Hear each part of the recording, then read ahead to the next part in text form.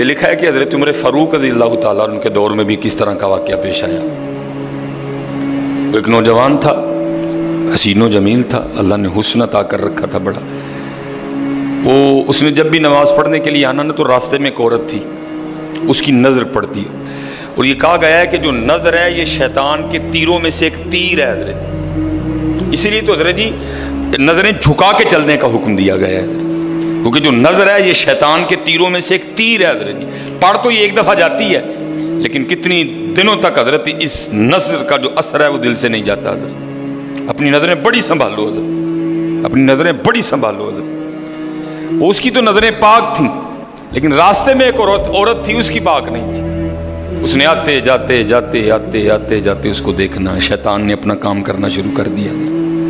اس نے ایک دن کیا کیا، اس نے اپنی خادمہ سے نا اپنی خواہش کا اظہار کیا، میرا دل کرتا ہے کہ اس نوجوان سے نا تنہائی ملے، لیکن ملے تو ملے کس طرح۔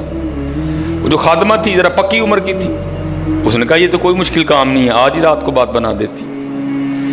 وہ جب عشاء پڑھ کے وہ نوجوان مسجد سے نکلا نا، وہ خادمہ راستے میں کھڑی ہو گئی، اس کو روک لیا، اس کو 2-3 احادیث سنائیں، 2-3 آیات مبارکہ سنائیں کسی کے کام آنے کے حوالے سے۔ ہمارے گھر میں مرد کوئی نہیں ہے، کچھ وزنی سا سامان اٹھانا ہے، اگر آپ اٹھا دیں تو بڑی نوازش ہوگی، اللہ راضی ہوگا، اللہ کے رسول راضی ہوں گے، کہ کوئی مسئلہ نہیں۔ اسی طرح ہوا حضرت، وہ گھر لے گئی، پچھلے کمرے میں لے گئی، وہ جیسے کمرے میں داخل ہوئے وہ عورت پہلے موجود تھی، اس نے جناب اندر سے چٹکنی لگا لی اور اس کے سامنے اپنی خواہش کا اظہار کیا۔ جیسے میں نے کہا نا بڑا مشکل موقع ہوتا ہے، لیکن وہ نوجوان ہماری طرح کا نوجوان نہیں تھا، وہ قرآن والا نوجوان تھا، اس کا تعلق قرآن سے مضبوط تھا۔ اس کو یہی آیت یاد آئی، وَلِمَنْ خَافَ مَقَامَ رَبِّهِ جَنَّتَانِ، جو اپنے رب کے حضور کھڑا ہونے سے ڈر گیا، موقع بھی تھا، طاقت بھی تھی، عمر بھی تھی، خواہش بھی تھی، پھر بھی ڈر گیا، نہیں نہیں نہیں میرا اللہ دیکھ رہا ہے، میں کل اپنے اللہ کے حضور کون سا منہ لے کے جاؤں گا، کس طرح اللہ اور اللہ کے رسول کی بارگاہ میں کل جاؤں گا، سارا کچھ کر سکتا تھا، کوئی تیسرا نہیں تھا، لیکن کیا نہیں، میرا اللہ دیکھ رہا ہے۔ وہ ایسا خوف طاری ہوا، ایسا خوف الہی طاری ہوا، غش کھا کے گر گئے نیچے، اور ڈر گئی۔ آگے بڑھ کے کسی نے نبض نہیں دیکھی کہ زندہ ہے کہ شہید ہو گئے، انہوں نے سمجھا کہ شاید مر گئے۔ اس نے دروازہ کھٹکھٹایا، باہر سے اس نے خادمہ نے دروازہ کھولا، اس نے کہا یہ تو مر گیا۔ اس نے کہا یہ بھی کوئی مشکل بات نہیں، بھائی نام تو اس پہ لگے گا نا جس کے گھر سے لاش برآمد ہوگی، تم ٹانگیں پکڑو میں ہاتھ پکڑتی۔ انہوں نے تھوڑا سا محنت مشقت کر کے نا اٹھا کے جو باہر کوڑا پھینکنے کی جگہ تھی نا اس نوجوان کو پھینک دیا۔ اب رات پڑ گئی، بیٹا گھر نہیں آ رہا، باپ پریشان تھا۔ جب کافی وقت گزرا نا تو والد صاحب بیٹے کی تلاش میں نکلے، تو راستے میں کیا دیکھتے ہیں کہ وہ جو کوڑا کرکٹ پھینکنے کی جگہ ہے وہاں بیٹا پڑا ہوا ہے۔ بیٹے کو اٹھایا، گھر لے آئے، منہ پہ پانی کے چھینٹے مارے، بیٹے کو ہوش آئی۔ باپ نے پوچھا پتر کیا ہوا؟ وہ بیٹے نے پھر سنانا شروع کیا۔ جب پھر وہاں پہنچا نا کہ اس عورت نے مجھے دعوت زنا دی، تو پہلے تو خوف الہی کی وجہ سے بے ہوش ہوا تھا، اس بار اتنا خوف الہی نے غلبہ کیا کہ واقعی روح پرواز کر گئی ہے۔ والد نے راتوں رات جنازہ کروا دیا۔ صبح والد صاحب فجر کی نماز کی جماعت میں شریک نہیں ہو سکے۔ جب نماز سے فارغ ہوئے نا تو امیر المومنین حضرت سیدنا عمر بن خطاب رضی اللہ تعالیٰ نے پوچھا بھائی وہ آج ہمارا فلاں مقتدی کیوں نہیں آیا؟ لوگوں نے ساری بات سنائی، حضرت جوان بیٹا تھا، انتقال کر گیا، رات ہی کو جنازہ ہو گیا، شاید اس وجہ سے حضرت نہیں جماعت میں تشریف لا سکے۔ آپ نے فرمایا چلو اپنے بھائی کے غم میں شریک ہوتے ہیں۔ حضرت سیدنا عمر فاروق رضی اللہ تعالیٰ عنہ آئے، باتیں ہوتی رہیں۔ آپ نے بیٹے کے انتقال کی وجہ پوچھی، بیٹے نے ساری بات سنائی۔ آپ نے فرمایا اچھا تیرے بیٹے کا انتقال خوف الہی کی وجہ سے ہوا ہے؟ تو اللہ تو فرماتے ہیں وَلِمَنْ خَافَ مَقَامَ رَبِّهِ جَنَّتَانِ، اور جو ہمارے رب حضور کھڑا ہونے سے ڈر گیا اس کے لیے 2 جنتیں ہیں۔ تو چل پھر مجھے ذرا اپنے بیٹے کی قبر پہ لے کے چل حضرت ہے۔ لکھا ہے حضرت عمر فاروق اب اس کے بیٹے کی قبر پہ تشریف لے، اس کی قبر پہ کھڑے ہو کے اس نوجوان کو باہر سے مخاطب کر کے فرماتے ہیں، اللہ فرماتے ہیں وَلِمَنْ خَافَ مَقَامَ رَبِّهِ جَنَّتَانِ، اور جو اپنے رب کے حضور کھڑا ہونے سے ڈر گیا اس کے لیے 2 جنتیں ہیں۔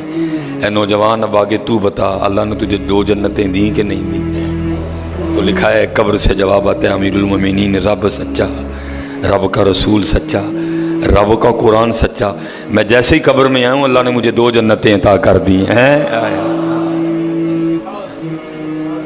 بچو اس سے بچو حضرت، اس دور کا سب سے بڑا فتنہ حضرت، اس سے بچو حضرت، اور خود نہیں بچا جاتا حضرت، اپنے اللہ کے حضور بار بار گڑ گڑاؤ یا اللہ سانو بچا لے۔ اور پھنسایا حضرت ہمیں انہوں نے اس طرح ہے، ہمارے معاشرے کو انہوں نے اس طرح کا بنا دیا ہے کہ یہاں زنا بالکل بری چیز نہیں سمجھی جا رہی، لوگ فخر سے بتاتے ہیں، اور یہ قرب قیامت کی نشانی ہے۔ لوگ گناہ کر کے فخریہ بتایا کریں گے۔ آج کا نوجوان فخریہ بتاتا ہے، جی میری اتنی گرل فرینڈز ہیں، آج کا نوجوان فخر سے بتاتا ہے۔ یہ قرب قیامت ہے، یہ نشانی ہے قیامت کی۔ لوگ گناہ کر کے ڈریں گے نہیں، بلکہ فخریہ بتایا کریں گے، ہاں جی میں یہ گناہ کر رہا ہوں اور اتنی جگہ کر رہا ہوں میں یہ گناہ۔ لیکن کیا ہوگا؟ نیکی مشکل ہو جائے گی۔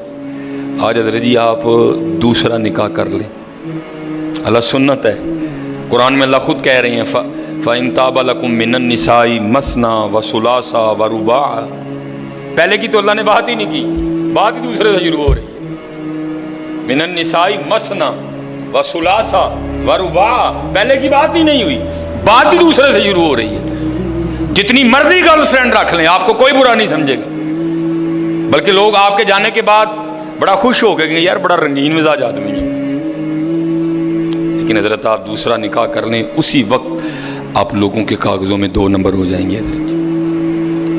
پیکے بھی ناراض، سونے بھی ناراض، بھرا بھی ناراض، سالہ بھی ناراض، ہیں جی چھوٹا بھی ناراض، بڑا بھی ناراض ہے۔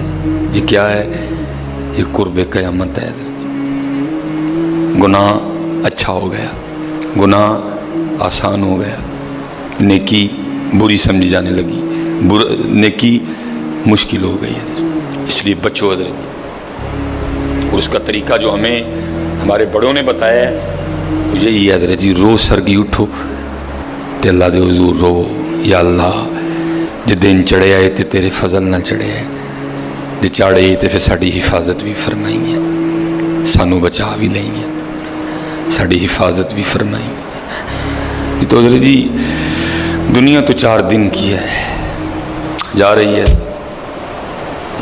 کالے وال مسافر ہوئے، چٹیاں ڈیرے لائے، کالے وال مسافر ہوئے، چٹیاں ڈیرے لائے، ویکھ محمد بخشا موت سے نہیں آئے۔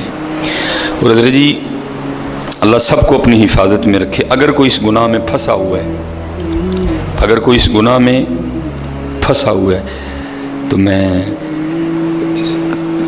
کہوں گا کہ توبہ کر لیں سارے حضرت، کیونکہ حضرت یہ وہ گناہ ہیں کر تو ہم رہے ہیں، لیکن اس کی سزا ہماری نسلوں کو بھگتنی پڑنی ہے حضرت۔